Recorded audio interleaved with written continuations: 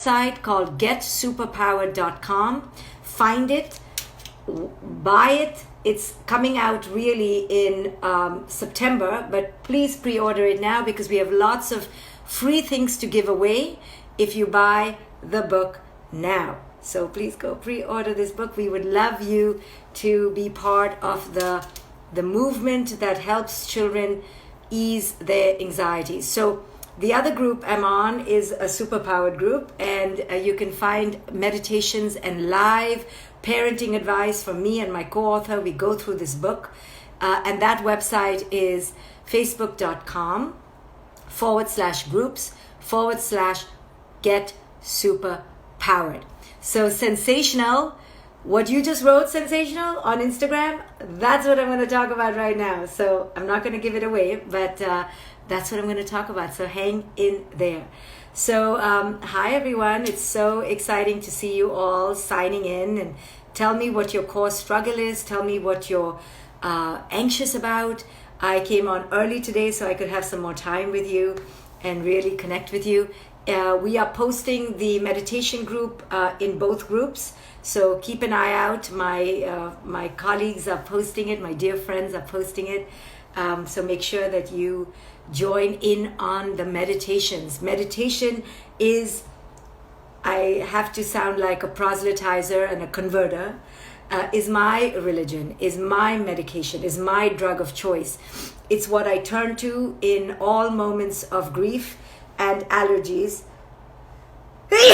And allergies. Ay, so many allergies.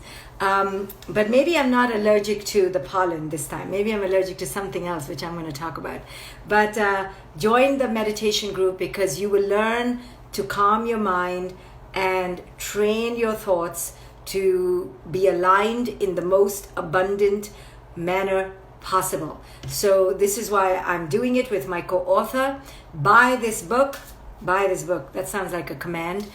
We would love you to buy this book. We request you to buy this book because it is a book to support your teenagers and you in becoming superpowered so that you can move from anxiety into courage. So this book can be bought at a website where you get free bonuses. The website is called getsuperpowered.com. So I'm reading all your posts. I love that you're signing in, you're checking in, you're writing about how you're feeling. This is why I came early, and this is why everything is working today, because today was a day that I needed to check in with you. I'm reading about how your teens are anxious and going through their own process. This is not an easy time for sure. People are saying they're anxious about summer, anxious about different future events because we don't know what the future is going to bring. So some people are writing that they've reached out to me wanting help from me, but they never heard back from me. I'm so sorry. I do get only a few hundred requests with long stories for help, and it's hard to get everyone their answers. But if you join my Superpowered group, the facebook.com/groups/superpowered, we connect you with coaches from my coaching institute. I train people from my coaching institute to help people. So if you want to become a coach, write to me. And if you want to get help, join that group and we will hook you up with a coach. And they will give you a 30-minute free consultation, and then you can work out a series of sessions for you. You know, I can't respond to everybody who writes to me. Just today, one of my dear friends wrote to me saying she's so sad because she thinks I'm upset with her because I didn't reply to her text. So Luciana, if you're here, I'm giving you a shout out, and this gives me free permission to never respond to your text for a long time, because I can't. How can I can't. I can barely brush my teeth, people. I definitely can barely wash my hair. So replying to you is going to be hard. This is how I serve. This is how I'm showing up for the most number of people possible. So don't mind me if I can't respond to each one individually. But join my groups. Join my groups. They're free on Facebook, just like this course I'm doing called Viral Wisdom. I think I'm on day 27 or 28, something crazy. And this is my way to serve. This is my way to give you things at no cost, and this is my way of sharing my heart. So I'm sorry if I've ignored you in any other way. But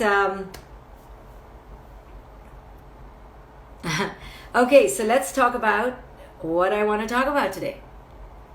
Okay, so many of you know I live in right outside New York City.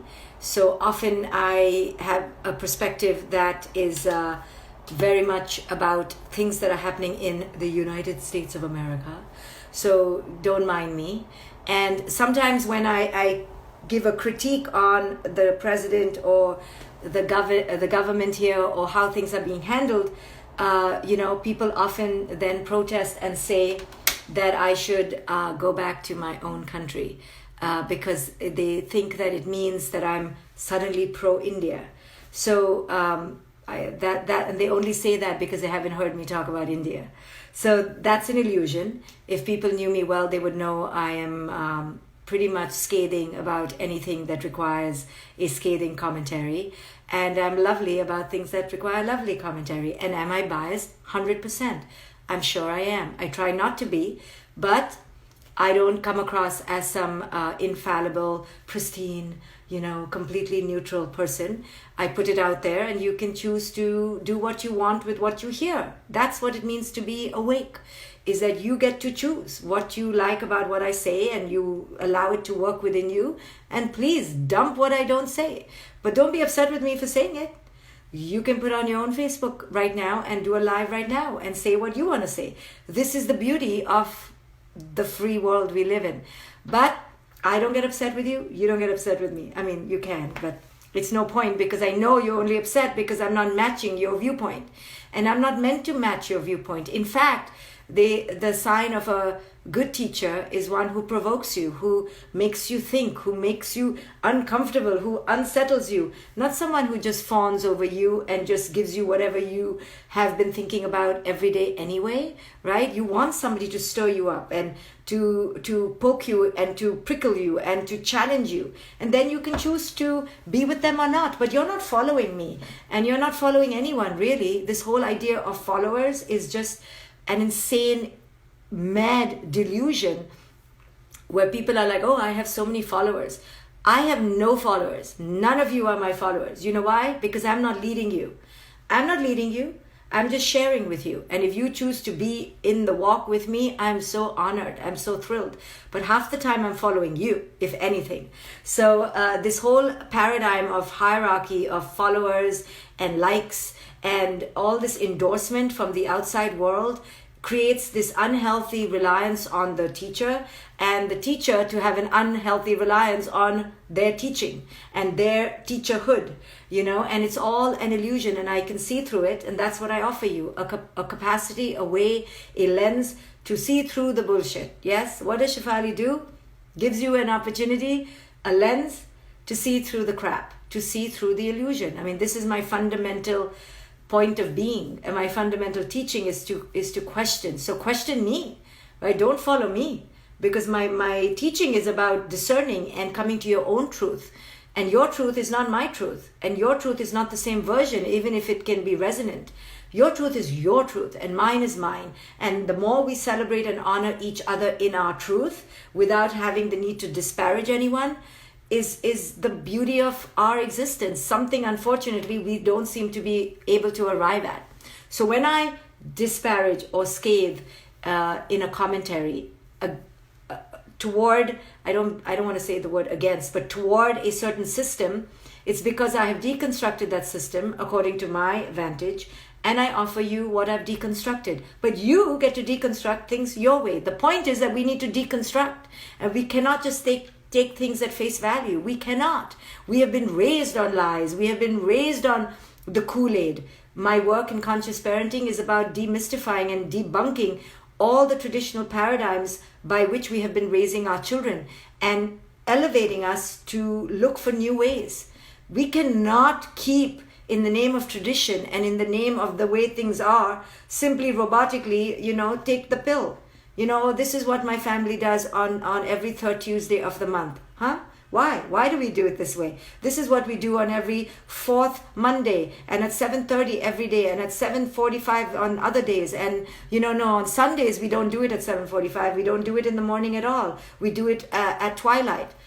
All these routine prescriptions in the name of tradition are dangerous when they are beholden with attachment, and when they are not questioned. And when questioning them, one is told that they don't belong, and one is told that they're not loyal. This is the ego at play when our children question us, or when we, the children, question the patriarchy or the hierarchy. We're told we are not good, we're not loyal, we're not nationalists, and we're not being polite or appropriate. And this is just the way that we are under mass hypnosis. So no, do not be under mass hypnosis with me. Okay, do not make a hierarchy between us, okay, because that goes against my teachings. I am you, you are me, and that's it. I'm just one with a big mouth. That's it in this moment. And tomorrow it could be you. And at any given moment, the teacher and the student interfaces and interlaps. There is no one person that overlaps the other. It's an interlapping that occurs. So my commentary on the latest in the United States of America, because this is where I live, so be it, is that, in Georgia, a black man was jogging a few months ago, and Ahmaud Arbery, and two white men, I have to say white and black because I think that's the crux of the issue, but it's not because I'm against one or the other, or pro one or the other. So two white men apparently thought he was a suspect and shot him. And this has been coming out in the news right now. I don't know why right now. Maybe now it's going to the grand jury, or it's his birthday on Friday. And it's just deeply disturbing. He's not the only one. There have been a long line. And just like slavery was illegal, and just like Jim Crow was legal, and just like now modern slavery in the name of imprisonment of black people and people of color is legal, just like that, this seems to be legal, apparently, in Georgia. You can suspect and do all sorts of things. So I don't know the legalities in their totality, but it just reeks of something gone awry, right? Just when you know that, what is this? This is some cover-up, right? This is something is fishy here. And you know it, but you can't call it because those in power are hiding stuff from us, yes? So those in power are like obscuring. So then that led me on to another spinning story, and my mind was not in my complete control. I watched it, but I was following it happily. And then I went to all sorts of, what's going on with this virus, and what's going on in Wuhan, and how come the virology lab is by the market, and what the F were the bats doing there, and how did it come from the bat to the human? I thought it couldn't come from animal to human, but it can, but it can't, but it does, but it doesn't. And only these kinds of people, some people not getting infected at all. What is going on? And, and I talked about this a month or so ago, about my childish but human desire to just know who the hell is the good guy here. Please tell me, who do I need to trust, right? Who can I trust? I certainly know who I can't trust. I know that. I know I cannot trust, who. But who the hell around him can I trust? Which doctor, which scientist, who, where, right? And I could feel myself getting into my inner child of helplessness and naivety and ignorance, and knowing my parents are full of shit, knowing that they're dysfunctional, knowing that they're drinking when I go to bed and they're not telling me. But I can tell because every morning they wake up, they're in a hangover and they're in a bad mood, and they're blaming it on the frogs outside or on the heat in the house. But I know they've been drinking. That sense you get? You're like, something is going on here that no one is telling me, but I can smell it. I can smell it, right?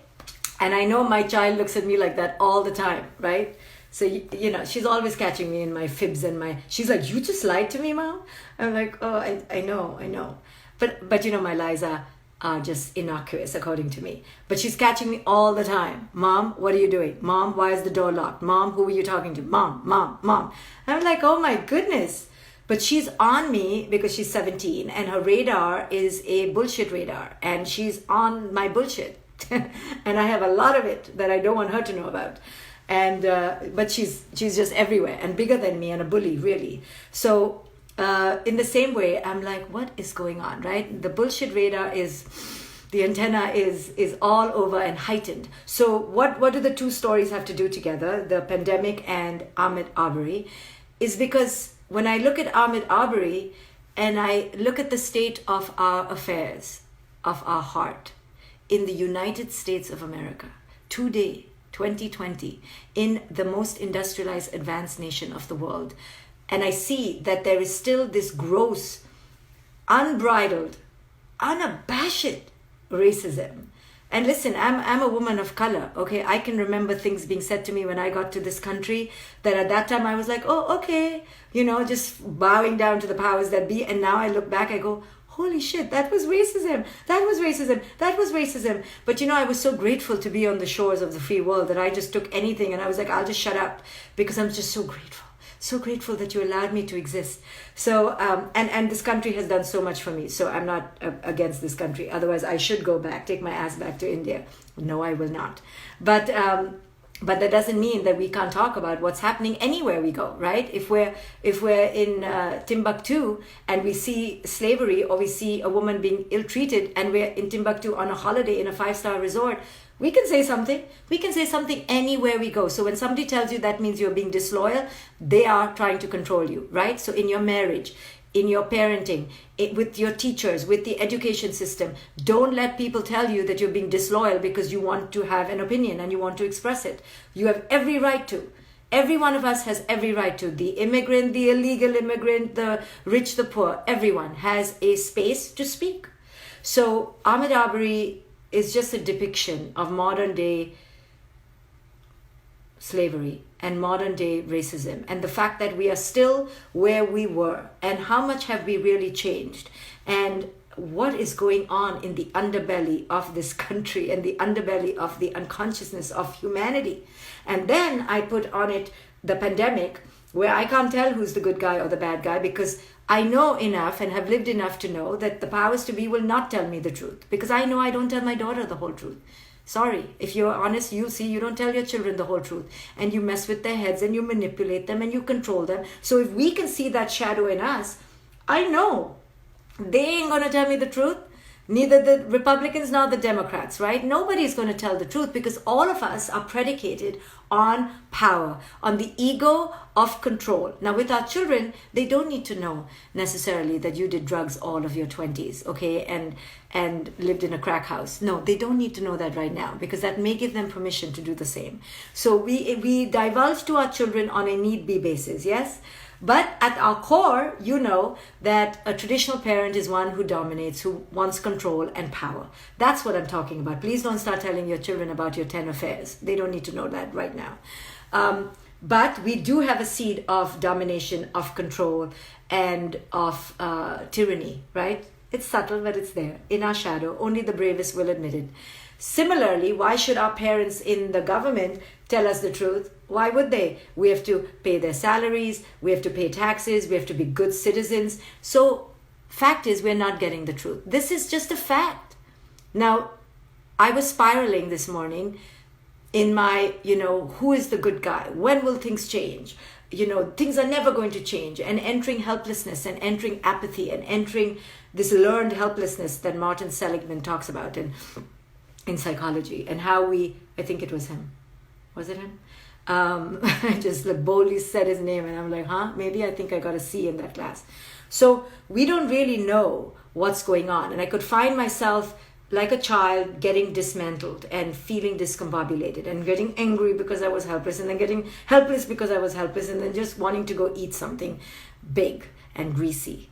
And then I had to stop, because thank goodness my higher self is a monitor and a good warden of my crazy ego, and made me ask myself, what if I needed to think about this in the wisdom way, right? What would the wise me tell me? And the wise me would say this. I was going to curse, but the wise me would basically say that we're basically effed, okay? This is wisdom, though. This is wisdom. Now, listen to me. The wise me would say, of course, it's insane. Of course, they're not going to say the truth. Of course, there is capitalism, egoism, racism, ageism, sexism. Of course. Your naivety is not understanding the human condition. And then my egoic self would say, yeah, because I just want to believe that we're all good and America's good and we're all going to be happy forever after. And then my wise self would say, oh, that's so sweet. That's so sweet. But that's not real. And then my egoic self will say, but then why are we here? Why are we here if it's so fucked up and if it's so messed up and it'll never be any better and it's just cycle after cycle and generation after generation of the same old crap? And then my wise self would say, well, yeah, you want to leave because you're feeling really helpless, but there is power somewhere and you're just not seeing it. And I'll be like, where is it? This shit is continuous. It's the same stuff. The egoism, the racism, it never ends. People are still poor. 80% of the world still lives under $10 a day or less. So, or like less. So when are things going to change? When are women going to be liberated? When are men going to be liberated into the emancipated, awakened, feminine self? When? And my wise self would say, when it's their time. Until it's not the time, it's not. But it doesn't mean it's not your time. And I was like, I don't want to be the only one who's awakening. I don't want to be the only person. I want other people to wake up with me. I want to live in a beautiful world and smell the flowers and bees can make honey. Well, and then the wise self will say, nope, that is not the nature of this dimension. That is not the nature of this dimension. Are there other dimensions? My wise self would say, we don't know, so don't go there. Don't go there. You're here now. In this dimension, it's the way it is. This dimension is all about the battle between the essence and the ego. The ego. It will be everywhere from today to the past to the future. Why? This is the struggle of this dimension. Now, if you read up other dimensions and other things, you have some hope, but then that sounds crazy too because they all look just like us and, who knows if that's true. But the fact is that we don't know, which is what I said yesterday. We don't know. But what we do know is what it is. And what it is that it'll always be a fight between the essence and the ego. Always. It's not between good and bad. Don't think these people are bad. Bad is so simplistic. Is your child bad if your child does drugs? Are you bad if you drank too much last night? Are you bad if you had an affair? No. There's no good or bad, and this world is so simplistic that it's dichotomized it on just basic, are you good? Are you bad? Are you pretty? Are you ugly? Are you fat? Are you thin? So rudimentary. No, that's not what this is about. This is about how conscious are you? Where on the continuum? And you see, we don't like continuums because continuums are uncomfortable. You're just like, no, okay, is you good or are you bad? Right? That's why I said my childish self just wanted to know, Bill Gates, are you evil or are you an angel? Please, which shoulder should I put you on? Just please help me. Melinda, help me. Please, are you really like under that sweet face, sinister? And I'm looking at Bill Gates now. I am trying to probe into his soul. I'm going, somebody who reads the way he does, could that person be bad? Somebody who's so simple, and Warren Buffett lives in his own house in Nebraska, Omaha, Nebraska. I don't know if he's bad, more bad than people who, are buying Prada shoes and so who's bad? So I was going down the wrong lane. I was barking up the wrong tree, as culture makes me do. Blame culture. The question is not about good or bad. It's not. And if we keep looking for good and bad, it's because we are children waiting for our parents to wake up. Wisdom doesn't work in the field of good and bad, like Rumi said. Beyond the field of right and wrong, there's another space, another field. Meet me there. Only the wise Sufi masters and the Eastern mystics, sorry to say Eastern, but that part of the world, that wisdom, that old ancient wisdom, they understand that duality of good and bad will keep us stuck. And guess what? We've been stuck because we're looking for good and bad. Who's the good guy? Who's the bad guy? Nothing has changed really since I don't know which century. Really, actually, nothing has changed. Nothing. There's still modern day slavery, modern day racism, modern day sexism. It just looks different. Now we don't wear a corset.